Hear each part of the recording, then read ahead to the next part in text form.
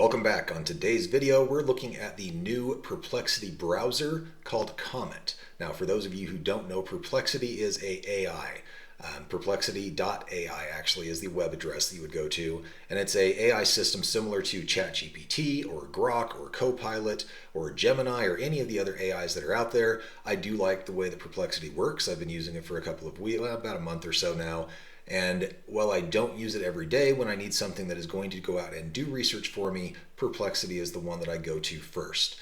So with that said, I'm getting kind of tired of the Chrome browser. It seems to be kind of boggy, and there's really not a lot of new stuff going on where it used to be lightweight, snappy, and a lot more secure than the others. It seems to have kind of stalled and not been a focus for Google. So I started looking at different options and found that there are a couple of different AI-based options, and I thought that would be cool. Now, what I found, though, was if you're trying to get away from Chrome, you're not going to.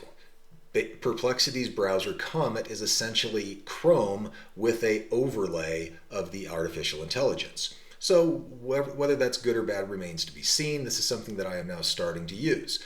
Now, what I really like about Perplexity, let me turn the screen on here, is essentially you get two different artificial intelligence or AI engines to work with you. Here's the first one. The first one is it looks just like a search engine. It looks just like a GPT input, like a ChatGPT input. Or if you go to perplexity.ai on your standard web browser, this looks very similar to that. And instead of just doing a Google search, you can prompt it, and everything's only as good as the data you put in, so the prompts you put in. But you can prompt it to go out and research information for you.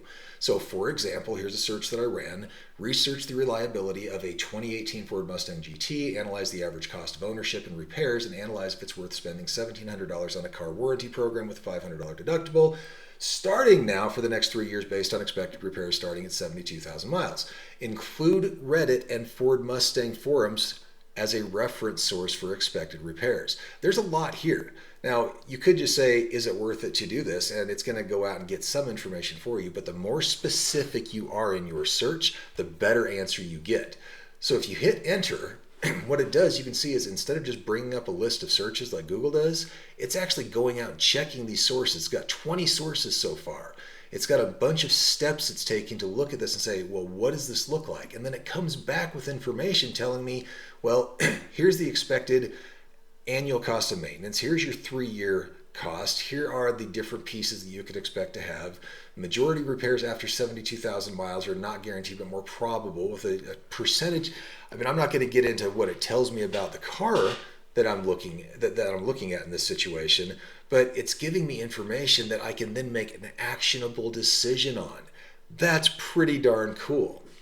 So you can see it gives the sources for all its information. Everything is right there. You can go through, you can look at it, you can make sure it's applicable, and then you can figure out, is this something that I need to do? Fact-based information. Where I find that any of the AI shine is going out and gathering relevant information so that I'm not clicking on every link and trying to figure out what it is. What it's not good at yet is coming up with accurate decisions. So actionable information, yes. Decisions that you would not want to make yourself, no, I wouldn't necessarily rely on it for that. So that's the first thing that you're getting with Perplexity AI, and that's not any different than what you could get with somewhere else. Here's where the game changes. I've gone to apartments.com. This is for the Cherry Creek area outside of Denver, Colorado. And what I wanted to do was look at how can I filter this differently than just using the filters up here at top. So you'll see if you come up here to the top right of your screen, there's a little button that you may not be able to read, but it says Assistant. You click that and it pops open this window that I've already pre-typed something in because I didn't want you to have to watch me type and kind of fall all over myself with that. But here's where it says, here's what I'm trying to do. Review all apartments in the area shown in the map. Find 2-bedroom units that are pet friendly and have washer and dryer hookups. Bonus points if they have a yard. Of those identified, identify apartments that are within 5 miles of a pet-friendly park. So if I'm a pet owner and I'm trying to filter down through this 5,862 rentals, now let me caveat that by saying it's not going to do every single one of them, but if I'm trying to filter through this and I'm not getting what I need out of this assistant is a really cool overlay. Let's hit enter and see what it does. So it's putting the data in, analyzing listings to find 2-bedroom pet-friendly units. It's getting the source apartments.com, so it's not just going out to random websites. It's actually searching the website that I'm on. And then it's telling me certain facts. Now, I don't have to do anything on this. You see, I'm not clicking anything. When you have this blue outline here, it's actually doing the work on the website for you. It's entering the data here. I'm not touching it. I'm not doing anything other than moving my mouse and telling you what I'm seeing. So it's now filtering this down by 2-bedroom units. And you see here, so it's telling us, it's taking the step. Now let's select 2-bedroom units, focus on 2-bedroom apartments, need to close bed bath filter. So it's doing all these steps for you. I don't have to watch it. I can be over here on my other screen doing whatever I want, doing other work. And this can be acting as my assistant to do this. I haven't tried it on things like travel, but wow, it's pretty cool that it can do all this stuff. Now, what it's done here is it's come into this piece, into this screen, and it's pulled up a map. Now it's telling me it's having some trouble because it looks like it's conflating 2 different searches that I had open, and that's not going to do any good. So it may be having a problem figuring out what needs to happen there. But now it's coming back over here in this box and it says it's reasoning. It's trying to figure out, well, what am I doing exactly? Okay, well, it looks like the problem was I had something in my search bar previously. So now it's coming back into this area and it opened a different map and now it's searching to see which of those apartments are going to be close to a public park. So if you're a pet owner, you're not going to get this information off of apartments.com or Zillow or whatever other renting site you're working for or looking at, but it's actually checking this apartment to see how far it is from the park, from a dog park. I mean, this is pretty amazing. Now, what I don't know if it's going to do is if it's only finding me one apartment that's dog friendly or pet friendly, and now it's checking that unit, or if it's going to go out and find a whole bunch of others. We're going to find out. But so far, this is just fascinating to watch. You can see again, it still has that blue haze around here, and that means that it is actively working in that browser. So I'm going to pause the video for a second. I will come back once I have some better results and give you an update. Okay, so it's been about 20 minutes and I got working on another project, came back and it had wrapped this up.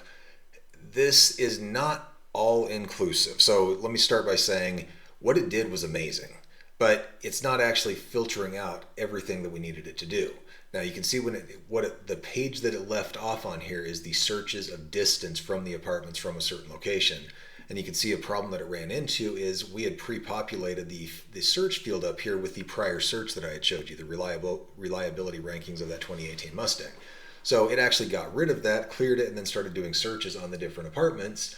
And it's pretty darn cool. Excuse me. Let me show you the steps.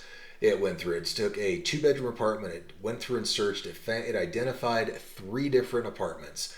But before it did that, it actually went through and filtered down from about 4,000 or 5,000 apartments to 2,000. And then after it went to 2,000 apartments, it filtered those out to about 1,800 by going through another filter. And it was going through and manipulating all the filters itself.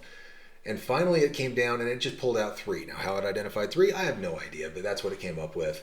And it came up with the Keene of the district, the villas at Homestead, and the Grove at Cherry Creek. Gave us the address. Does it have a yard? Yes, actually 2 of them have yards, washer dryer hookups on both of those. Distance to a park, it gives us that right here, and the park that it is nearby. You can download a CSV copy of these 3 if you need to, but it's pretty darn cool that this will actually go through a web page, figure out the different items that are needing to be searched, and then identify them for you and perform a lot of the work for you. It's just amazing.